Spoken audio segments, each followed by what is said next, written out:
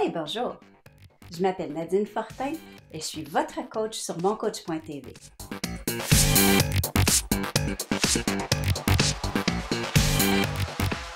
Bonjour chers auditeurs, bienvenue à cet épisode de Leader Résilient. Aujourd'hui, j'ai le plaisir et le privilège d'accueillir David-Alexandre Paquette. Bonjour David. Bonjour Nadine, c'est un plaisir et bonjour à vous qui écoutent présentement. David-Alexandre, j'aimerais ça avoir ton point de vue sur la résilience professionnelle. Qu'est-ce que c'est pour toi la résilience professionnelle? C'est une excellente question, la résilience professionnelle. Pour moi, ça a été de voir quelle était la source de la résilience professionnelle en regardant tout d'abord résilience, donc le terme résilience. Vous, la résilience qui est empruntée à la physique, qui est un terme pour mesurer un élément qui, suite à un choc, reprend sa forme. Par la suite, j'ai regardé au niveau d'une des sommités qui est Boris Cyrulnik, qui, je vais le citer, je regarde mes notes présentement, donc M. Cyrulnik mentionne que c'est la reprise d'un nouveau développement après un traumatisme. Donc, maintenant, très succinct. Alors, si on l'applique dans le cadre de la résilience professionnelle, dans le cadre de la profession, donc du travail, c'est comment rebondir après un aléa ou après un élément perturbateur. Il peut y avoir aussi des traumatismes au niveau du milieu de travail. On parle aussi d'éléments perturbateurs qui peuvent être la fin d'un projet ou différents aspects, mais qui ne mettent pas en danger la vie de la personne. Alors pour moi, c'est vraiment la force de caractère d'une personne pour rebondir suite à un événement qui est malheureux. OK. Et qu'est-ce qui fait que pour toi, c'est quelque chose d'important, cette résilience professionnelle-là? Cette résilience-là est le moteur qui permet aux gens de poursuivre au niveau de la carrière, d'aller de l'avant. Donc, suite au niveau des échecs, on voit de plus en plus, quand on parle d'échec, donc d'accepter l'échec, que l'échec est bénéfique. Pour qu'elle soit bénéfique, elle doit être acceptée. Donc, la résilience amène à accepter cet échec-là pour pouvoir poursuivre et avancer en se reconstruisant, donc en reprenant notre forme et allant même côté humain, non pas juste reprendre sa forme, mais même évoluer, donc acquérir des expériences suite à ce qui s'est passé, donc de malheureux, et de bonifier notre moi, notre soi, pour avancer. OK. Donc, si je comprends bien, c'est accepter ce qui est et reconstruire à partir de ça pour évoluer puis pour plonger dans le futur, c'est ça? Tout à fait, c'est dans le fond, c'est se reconstruire et même se renforcer avec les expériences du malheur. Exemple, un arrêt de projet, de comprendre, donc un retour sur les événements pour pouvoir se propulser par la suite et dans un même projet ou autre, de pouvoir passer au travail. OK. Comment est-ce qu'on développe ou comment est-ce qu'on est résilient comme ça au travail? Euh, Puis peut-être aussi, comment détecter quand on se laisse abattre, puis après ça, reprendre le dessus pour rebondir? C'est effectivement plusieurs aspects qui sont à travailler. Si on regarde premièrement comment développer sa résilience, c'est quelque chose qui se développe autant au niveau du travail, autant qu'au niveau personnel. Ça part d'une confiance en soi. Donc, c'est d'avoir un détachement en fonction de l'élément malheureux qui arrive. Je vais prendre un exemple très pratique que le projet est annulé ou on perd son emploi. Est-ce que nous sommes la responsabilité? Est-ce que nous avons la responsabilité de la perte d'emploi? C'est de revenir à soi, donc de se demander la question, est-ce que le projet est arrêté pour des raisons économiques ou autres? Donc, de se détacher par rapport au projet, plutôt que de se victimiser en disant que c'est de ma faute, c'est moi, c'est à cause de moi. C'est à cause de moi que j'ai perdu mon emploi. Si c'est une réorganisation comme on en connaît de plus en plus, alors c'est par exemple de voir, c'est un coup dur, j'ai perdu mon emploi. Est-ce vraiment de ma faute? Est-ce que c'est mon cas? Comment aurais-je pu éviter? Si c'est le cas d'une réorganisation, alors, c'est-à-dire c'est une réorganisation, je trouve ça difficile, j'accueille que c'est difficile et je me propulse en me disant, mais écoute, j'ai mes compétences, j'ai toujours ma tête, je peux avancer, je peux trouver un autre emploi. Mhm. Écoute, je trouve ça intéressant l'exemple que tu donnes, la perte d'emploi. La perte d'emploi, c'est toujours quelque chose qui nous amène à nous remettre en question, puis à remettre en question nos compétences, notre valeur en tant que telle. Donc, comment est-ce qu'on se redonne le dessus? Comment qu'on reprend le, le fait qu'on a une valeur, on a des compétences et on peut aller de l'avant même s'il y a eu ce coup-là. C'est d'accueillir les différentes étapes, si on regarde au niveau de la psychologie, les différentes étapes, c'est tout d'abord d'accueillir qu'on a un deuil ou qu'on a une tristesse ou même une rage, une colère du fait qu'on a perdu notre emploi. Mm. Voir aussi, bon, qu'est-ce que ça me fait vivre? Donc, je viens de mentionner d'accueillir la colère et les différentes émotions. Et par la suite, c'est de prendre un pas de recul et de voir pourquoi, de se poser la question. Donc, pourquoi ai-je perdu mon emploi? Est-ce une restructuration, comme on l'a mentionné, ou est-ce par manque de compétences dans un profil X, donc une compétence vraiment précise? Et de voir comment je pourrais m'améliorer. Donc, la résilience vient de comment puis-je m'améliorer? Et non pas rester dans cet état de latence qui est je n'ai pas cette compétence, je ne suis pas bon, je vais rester dans cet état-là, je ne vais pas avoir d'emploi parce que j'ai cette tare-là. Alors, c'est de très bien, j'ai manqué, exemple, de compétences au niveau de la planification des budgets. Alors, comment puis-je trouver des atouts, des cours qui pourraient m'aider dans cette zone-là pour par la suite appliquer un nouvel emploi et poursuivre justement son chemin. Donc, c'est encore là, la résilience, c'est suite à un traumatisme ou à une mauvaise nouvelle qui nous, dans le fond, qui nous transforme. C'est-à-dire, je manque de compétences au niveau des X. estimations X, des estimations financières, pour l'exemple ici. Alors, comment puis-je aller en chercher? Donc, c'est de prendre un pas de recul et d'avancer. Et par la suite, de se dire, oui, c'était ce point-là. Par contre, j'ai d'autres compétences aussi. D'où la confiance en soi qui revient dans l'importance. Et ça, c'est par rapport à soi seulement. Un autre point aussi qui est très important, c'est un sentiment d'appartenance. Donc, appartenance à un groupe d'individus. Donc, d'avoir des contacts. Le réseautage est très important.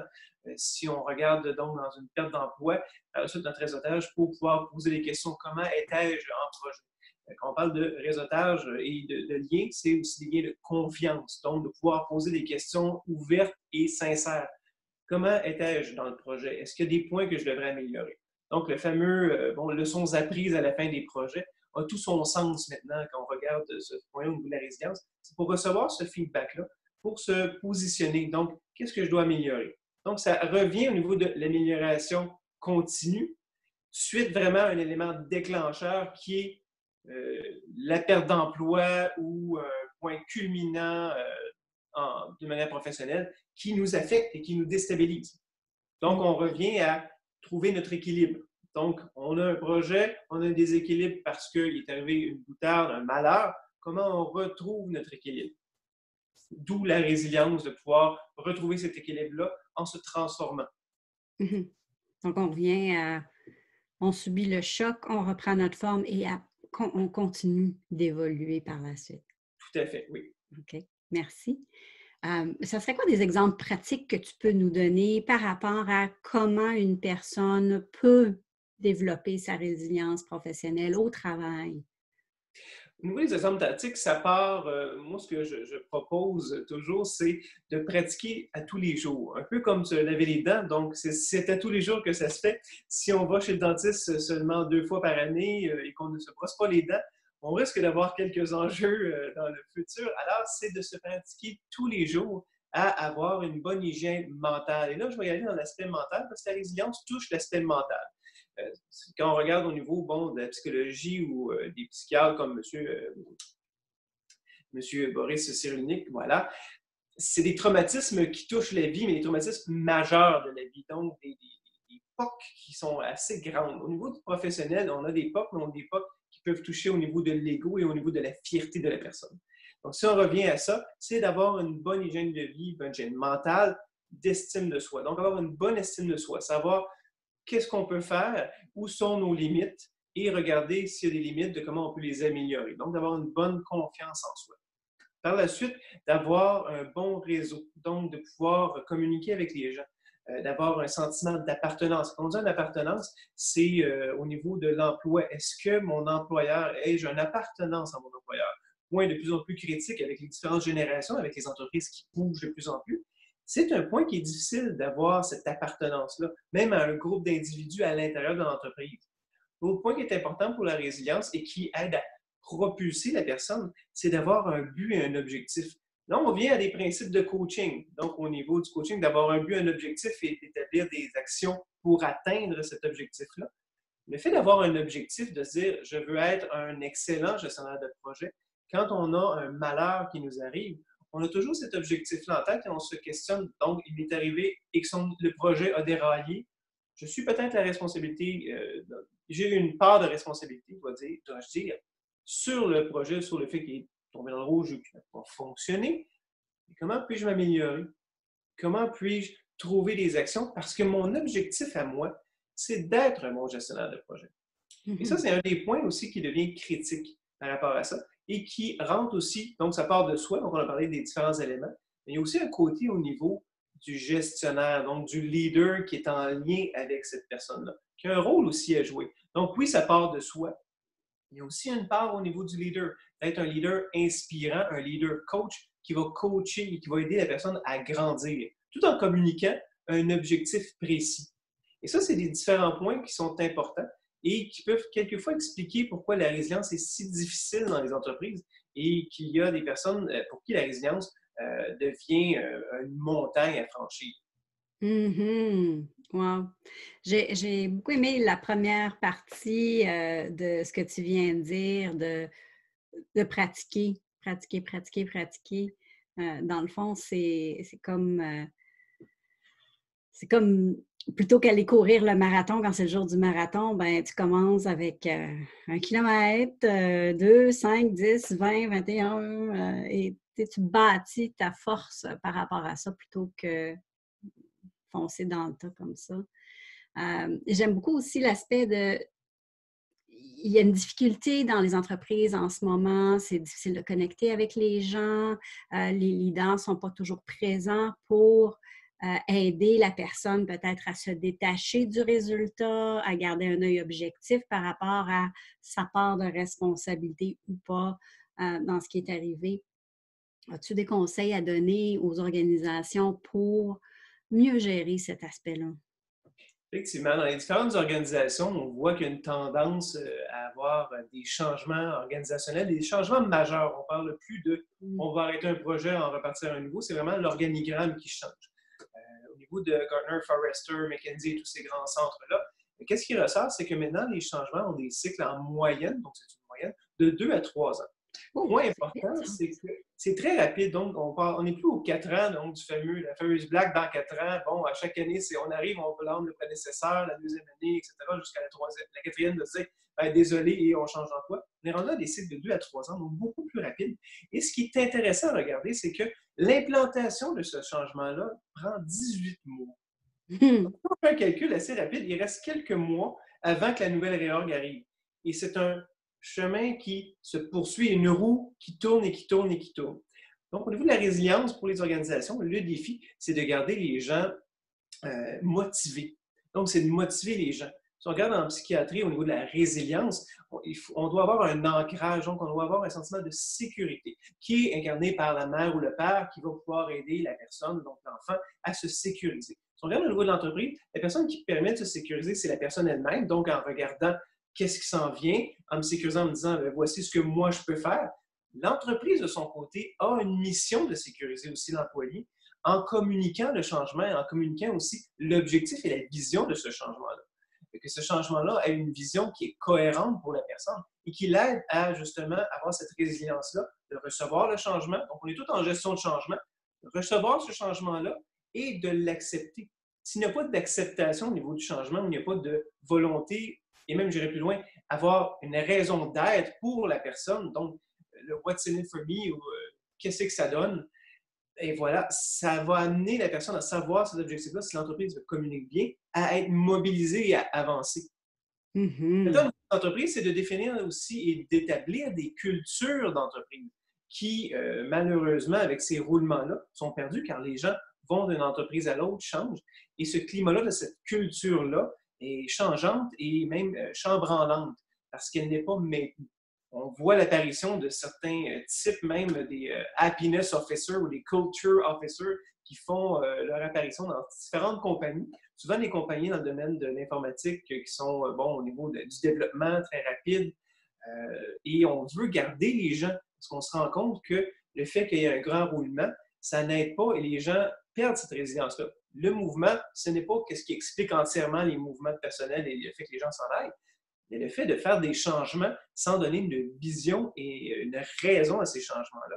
Fait que les gens, au niveau de la résilience, vont faire une résilience vers l'externe. Donc, se dire, oui, j'ai des compétences, oui, c'est bien, par contre, je vois que je ne peux pas me propulser ici, je vais me propulser ailleurs. Donc, ce sont des propulsions externes.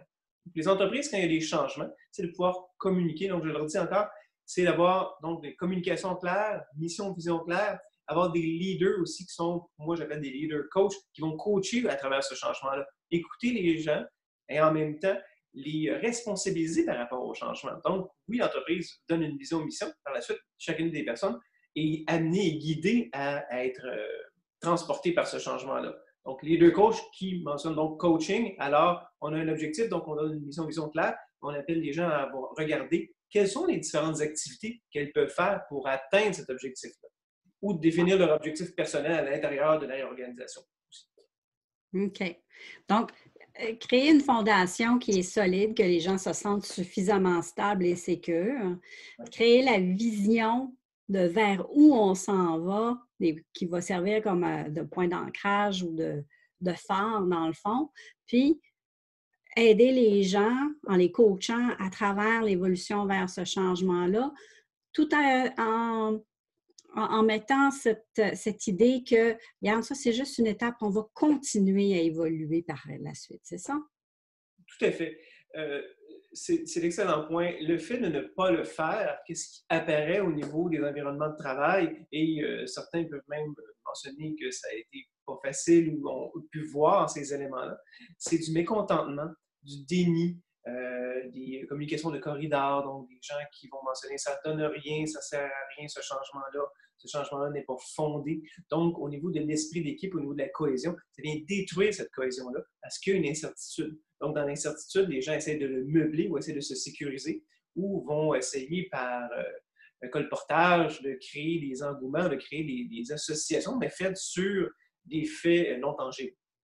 Donc, dans l'absence de faits, dans l'absence de vision ou de mission, on peut voir dans les entreprises, de mon cas, je l'ai vu à plusieurs occasions, les messages n'étaient pas appliqués, alors les gens remplissaient les vides. Alors, la réorganisation, ça doit être pour telle chose. D'après moi, il va y avoir des mises à pied.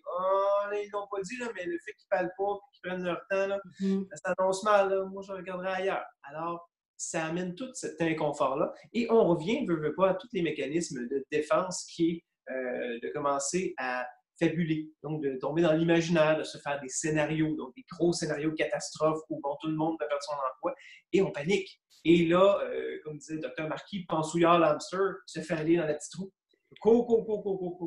Et on n'est pas stabilisé. Donc, par la suite, de se faire poser la question, que penses-tu faire pour la réorganisation? On a besoin de vous pour la réorganisation. Mais là, l'hamster n'est pas là. L'hamster est en train de courir après d'autres choses. Donc, le fait encore là de mentionner une vision claire, de bien communiquer où on s'en va et que ça ait du sens, on sécurise la personne et là, l'hamster fait « Ah, OK, parfait. Ah, là, je comprends mieux, ça me sécurise. » Et aussi d'être ouvert à répondre aux questions. Les entreprises, envoient de la communication. C'est aussi de recevoir et de répondre aux différentes questions. Le meilleur moyen, c'est d'outiller encore les gestionnaires, pour moi, qui sont des personnes clés par rapport aux différents changements et clés aussi pour la résilience des gens. OK. Je trouve ça super intéressant. Dans tout ce que tu as dit aujourd'hui, David Alexandre, il y a cette notion de confiance. Et ça va dans les deux sens, c'est-à-dire l'entreprise va susciter la confiance de ses employés en communiquant de l'information, en étant ouvert aux questions et tout ça. Mais il y a aussi une certaine responsabilité de la part des employés de dire je ne me sens pas bien en ce moment en organisation, peux-tu m'aider? Hey coach, aide-moi ici, je ne sais pas trop comment je fit dans ce changement-là. Tout à fait, ça part de soi. C'est pour ça que je le mentionne et je le martèle. C'est vraiment la personne elle-même qui, si elle a un inconfort, de le mentionner ou de lever la main et de mentionner c'est quoi la raison de ce changement-là. Du coup, la question posée revient à l'employeur de répondre à la question et de dire voici pourquoi et de définir un objectif tangible. Parce que sinon, ça peut créer la démoralisation des gens n'ayant pas de. Une personne qui se prend en main va poser la question, reçoit une question qui est non satisfaisante, tombe dans une insécurité, commence à fabuler. Certaines personnes qui ont une très bonne confiance en elles vont se dire « Moi, j'ai des bonnes compétences, moi, je suis capable de faire de la gestion de projet, je peux même aller à ou peu importe le domaine, je suis capable de travailler, va faire une résilience à l'externe. » Tout de suite. Donc, le rebondi va se faire, mais va se faire au détriment de l'organisation. L'organisation qui sécurise bien ses employés va aider en même temps à la résilience, mais avoir une résilience où les gens vont rebondir à l'intérieur de l'entreprise. Écoute, merci beaucoup, David Alexandre, pour tes propos très intéressants. Parle-nous donc un peu de toi, qui tu es, c'est quoi ta mission, qu'est-ce que tu fais, et ainsi de suite, s'il te plaît. De mon côté, ma mission est d'inclure le savoir-être dans le domaine du travail en y allant par la gestion de projet, donc gestion de projet qui amène différents métiers, différentes personnes à faire un objectif, donc à atteindre un but. Et pour moi, c'est très important d'appliquer ce savoir-être-là.